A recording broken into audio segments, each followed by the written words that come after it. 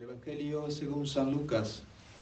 En aquel tiempo dijo Jesús a sus discípulos: Bienaventurados los ojos que ven lo que vosotros veis, porque os digo que muchos profetas y reyes quisieron ver lo que vosotros veis y no lo vieron, y oír lo que vosotros oís y no lo oyeron. Y en esto se levantó un doctor de la ley y le dijo para tentarle: Maestro, ¿qué haré para poseer la vida eterna? Y él le dijo: en la ley, ¿qué está escrito?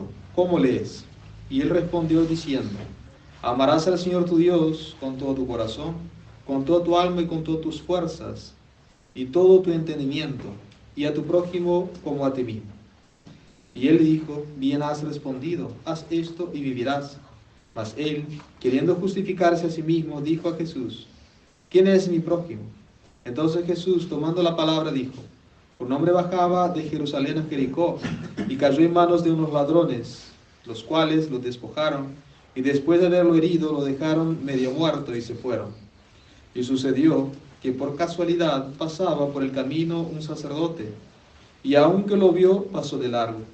Asimismo un levita, y llegando cerca de aquel lugar y viéndole, pasó también de largo.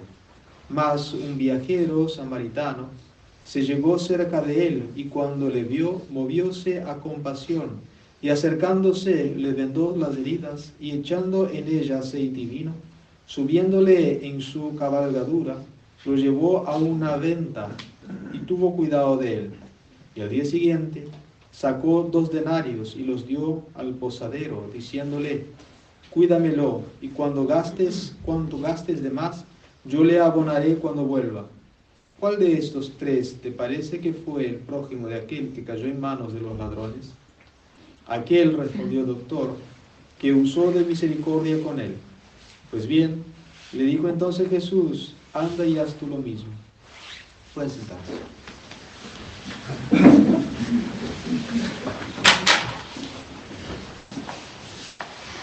La epístola fue tomada la carta del apóstol San Pablo a los Corintios, la segunda. Hermanos, esta confianza que tenemos en Cristo para con Dios no es porque seamos capaces por nosotros mismos de concebir un buen pensamiento como propio nuestro, sino que toda nuestra suficiencia nos viene de Dios. Y Dios es el que asimismo nos ha hecho idóneos para ser ministros del Nuevo Testamento, no de la letra de la ley, sino del Espíritu, porque la letra mata, en tanto que el Espíritu vivifica. Que si la publicación de aquella ley de muerte, grabada con letras sobre piedras, fue tan gloriosa que no podían los hijos de Israel fijar la vista en el rostro de Moisés por el resplandor pasajero, ¿cómo no ha de ser sin comparación más glorioso el ministerio del Espíritu? Porque si la publicación de aquella ley de condenación fue acompañada de tanta gloria, mucho más gloriosa es la publicación de la ley de la justicia. En nombre del Padre, del Hijo, del Espíritu Santo. Amén. Dios te salve María, llena de gracia, el Señor es contigo. Bendita tú eres entre todas las mujeres y bendito es el fruto de tu vientre, Jesús. Santa María, Madre de Dios, En nombre del Padre, y del Hijo, y del Espíritu Santo. Amén. El domingo de hoy nosotros podemos comenzar el comentario del Evangelio prestando atención en las primeras palabras de nuestro Señor Jesucristo, donde Él expone de manera divina cómo los tiempos están bajo su guarda, su protección. Diciendo nuestro Señor que muchos habían deseado ver y oír lo que nuestro Señor iba a hacer durante su tiempo de predicación y no lo oyeron.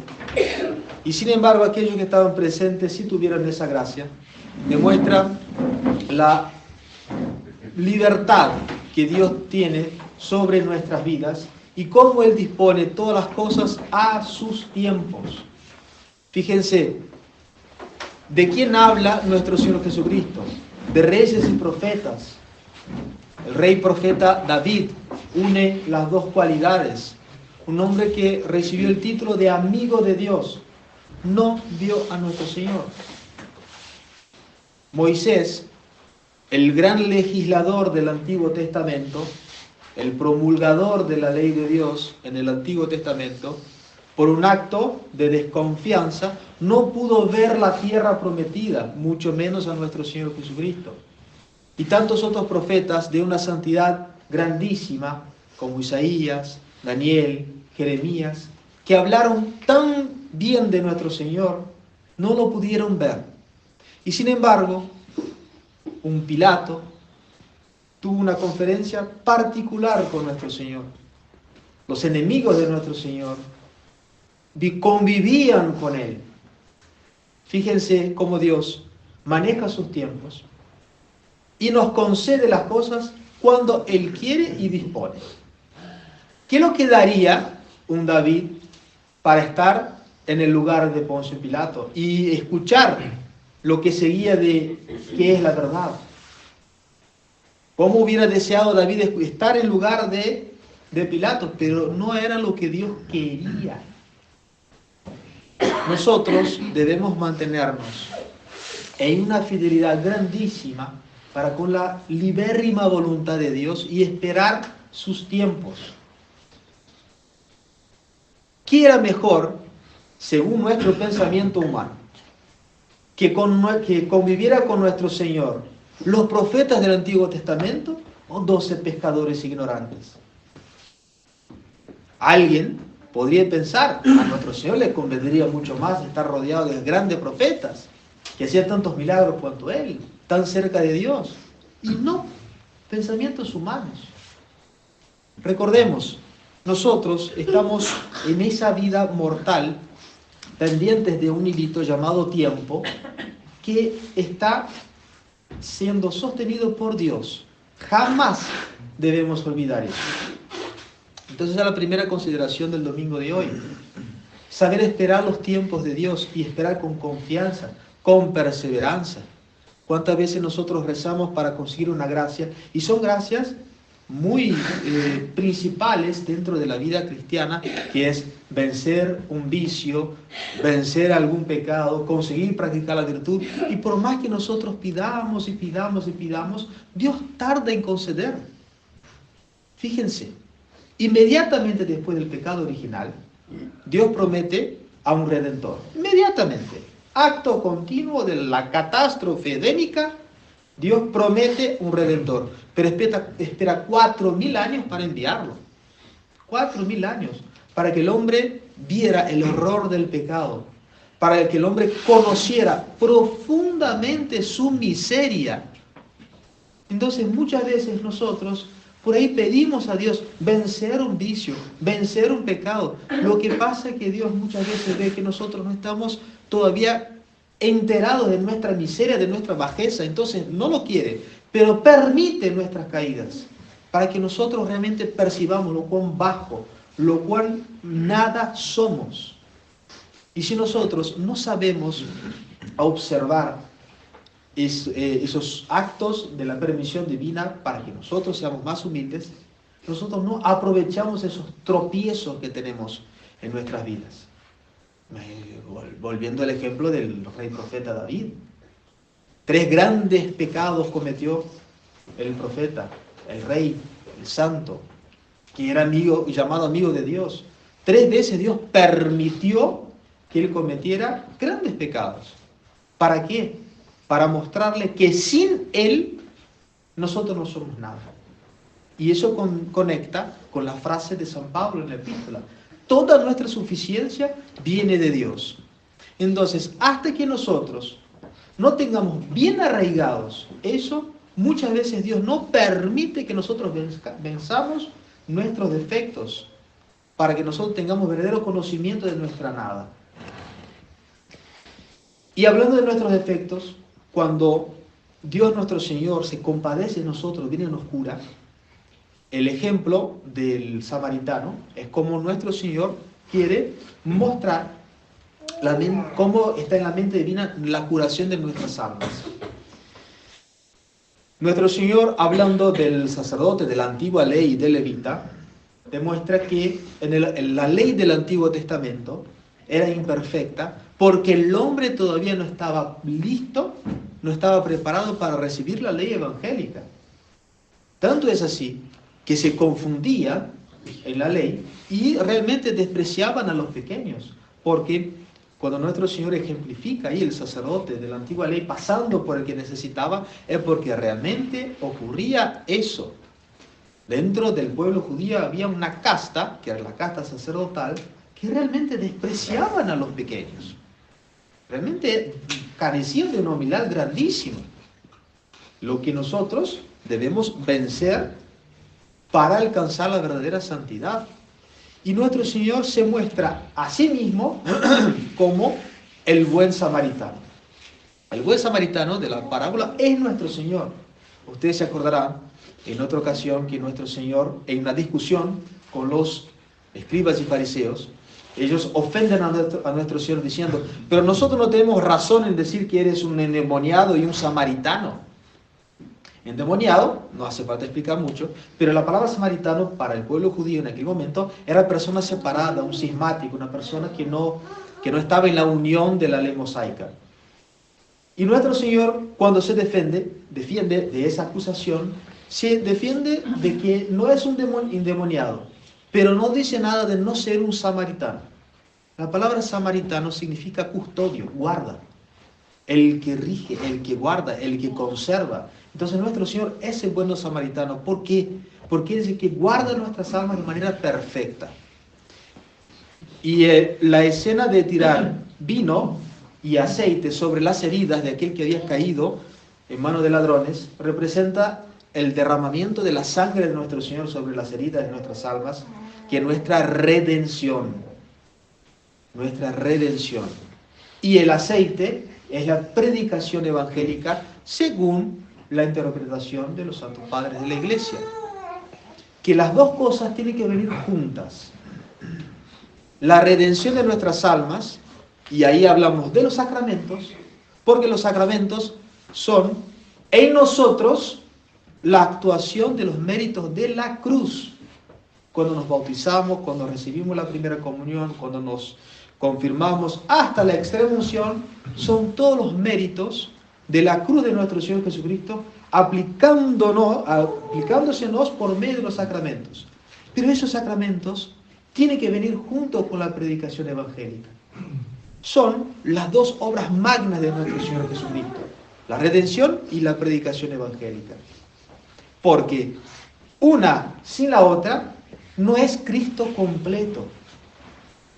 Después, nuestro Señor sigue con la parábola diciendo que sube a aquel hombre herido a un burrito y lo lleva a un lugar seguro. En el Evangelio de San Lucas, un poquito más para adelante, cuando nuestro Señor Jesucristo entra en Jerusalén, ustedes se acuerdan de la escena, y nosotros conmemoramos todos los días de Ramos, todos los domingos de Ramos durante cada año, y en el Evangelio de San Lucas, nuestro Señor envía a dos apóstoles a buscar ese burrito, y sale el dueño del burrito reclamando su posesión, y los apóstoles les dicen, el Señor lo necesita. ¿Qué necesidad tenía nuestro Señor Jesucristo de un burro para caminar? Ninguna. Necesidad alguna. Pero Él quiere servirse de esa naturaleza creada para trasladarse. Una vez, Monsieur Espina me comentó ese evangelio, esa parte del evangelio, hablando de los sacerdotes. Hablando de cómo nuestro Señor elige a los sacerdotes para trasladarse por medio de ellos. Como nuestro Señor los necesita, porque nos tomó como amigos, no ya como siervos, nos tomó como amigos para llevarle. ¿Y dónde debemos llevar a los fieles? A un lugar seguro, a la iglesia. Y una vez que nosotros llevamos al puerto seguro de la iglesia, ya Dios no nos necesita. Es lo que nosotros estamos, para lo que nosotros estamos, para llevar las almas a Dios, no a nosotros mismos. Pero hay que tener un cuidado grandísimo, porque si nosotros fallamos en eso, fallamos en absolutamente todo. ¿Y qué quiero decir? Nosotros tuvimos en la historia de la iglesia, y hoy todavía vivimos eso, sacerdotes que realmente son válidos, que en su buena voluntad, Dios quiera que la tengan, predican el Evangelio, pero no llevan a la iglesia. Hacen con que las almas acepten la aberración del Vaticano II como verdad. Son un reflejo de lo que antes, en el comienzo de la iglesia, fueron los primeros herejes. Arrio, por ejemplo, que era obispo, era sacerdote, o sea, tenía el orden válido, pero no llevaba a la iglesia. Lo mismo, exactamente lo mismo pasa hoy en congregaciones como la Fraternidad San Pío X. Tienen el orden, viene de Monsieur Lefebvre. Predican el Evangelio los domingos y a veces de manera admirable, pero no llevan a la iglesia, no llevan a un puerto seguro. Imagínense si el buen samaritano tirara el aceite sobre las llagas de aquel que estaba herido, tirar el vino, pero lo dejara en el camino, no lo llevara a un puerto seguro. Se iba a volver a lastimar, iban a venir a los animales a comerle. Eso es lo que pasa con esas congregaciones que tienen sacramentos válidos. En su buena voluntad muchos sacerdotes predican y predican bien, pero no llevan a la iglesia. Entonces, a Dios gracias, acá en Tucumán no tenemos ese mal, por lo menos que lo conozca, pero hay mucha gente que dice, no padre, yo necesito la misa. No necesitas absolutamente nada que te aparte de Dios. Porque ir a una misa, que está en unión con Bergoglio, es unirse a Dios o apartarse de Él. Por supuesto que apartarse de Él. Por supuesto. Porque precisamente nuestra suficiencia viene de Dios, como dice San Pablo. Y como Dios mismo dispuso a los sacerdotes para que nosotros llegáramos a esa suficiencia por medio de la Santa Iglesia, por medio del verdadero sumo pontífice. Puede ser el sacerdote que sea, puede flotar de los milagros que hace, pero si está en contra de la iglesia, no es digno ministro de Cristo. No puede serlo, porque precisamente nuestro Señor Jesucristo vino a hacer esa doble obra magnífica de la predicación y de la redención. No se puede usar solamente una o solamente otra. Ambas tienen que venir juntas y nos guían necesariamente para el seno de la Santa Iglesia. Si uno no percibe eso, no es ministro de Cristo. Las conciencias serán juzgadas por Dios. Nosotros no nos metemos en eso. Pero la realidad tiene que ser actuada con la fe sobrenatural y no con los sentimientos. Es que yo lo necesito. No necesita nada porque le hubiera encantado a David verlo a nuestro Señor. No lo vio. Dios no lo permitió. Capaz que le hubiera encantado a Eva a ver a la Santísima Virgen María, que fue ahí profetizada inmediatamente después del pecado original, pero no mereció verla. Y todos los santos del Antiguo Testamento que no vieron a nuestro Señor, hubieran querido, hubieran sentido el deseo, el sentimiento, la emoción, pero la fe no es ni deseo, ni sentimiento, ni emoción. Todo lo contrario. Es una virtud sobrenatural. Y cuando el deseo, la emoción y el sentimiento me hace actuar en contra de mi fe, eso no es virtud, vicio es. Entonces, pidamos a nuestro Señor Jesucristo, que es el que nos cura, que nosotros no nos perdamos en el camino. Si yo veo que estoy siendo guiado por un sacerdote que no me lleva a la iglesia, por más válido que sean sus sacramentos, si no tiene la doctrina de Cristo, no me sirve, porque no me lleva a Cristo. Si nosotros, que fuimos llamados por nuestro Señor, yo lo necesito, fallamos en esa obra de llevar las almas a Dios, por eso nosotros no decimos acá, ustedes son mis almas, no. Yo alma tengo una sola, y es la mía. Ustedes son de Dios. Y la función nuestra es llevarlos a Él. Una vez que lo entregamos, ya cumplimos nuestra obligación aquí en la tierra. Y eso demanda una gran obligación para cada uno de ustedes de rezar por sus sacerdotes, de rezar por los sacerdotes de todo el mundo, porque por supuesto son el blanco principal del demonio, en las tentaciones, en las desobediencias, que ocurre muchísimo, porque hoy estamos en un estado de la iglesia inaudito, inédito. Entonces el demonio quiere criar muchas peleas, trifulcas entre los curas, entre los inferiores y superiores, y la oración de los fieles por la unidad sacerdotal es importantísima. Pidamos a la Santísima Virgen María, de manera especial en el día de hoy, la conservación de los sacerdotes en esa misión tan grande que tienen de llevar las almas a Dios, que cumpliéndolas bien, salvan la suya propia. Ave María Purísima. Sí, sí, Padre.